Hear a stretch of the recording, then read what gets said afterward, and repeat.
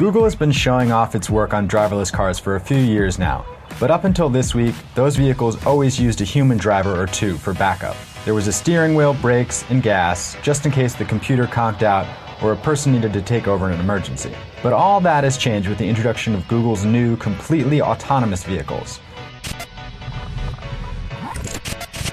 The prototype car doesn't have a steering wheel or pedals, and passengers are buckled into what are essentially back seats. These cars aren't street legal yet, but while regulators iron out the details of when and where they can drive, Google is intent on showing that automobiles are far safer without any input from us puny humans. Rob Medford, Google's director of safety on the driverless car project, says that more than 90% of automobile accidents are caused by human error. That adds up to around 33,000 people killed every year, the leading cause of death for people between the ages of 4 and 34. Google's newest unit is purpose-built for safety. The form factor means its cameras and sensors have no blind spots and can detect objects for 360 degrees and as far as 200 yards away.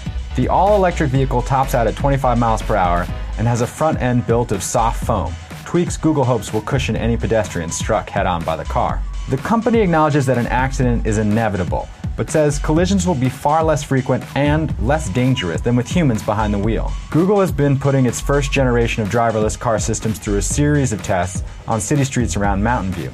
It's the same system that's being used in these fully autonomous models. The system can detect various obstacles and even color codes accordingly. Cyclists are red, pedestrians yellow, vehicles are either green or pink. The system so far can detect cones, construction zones, railroad crossings, and yes, it knows when a bicyclist raises his hand to change lanes and then changes his mind at the last minute.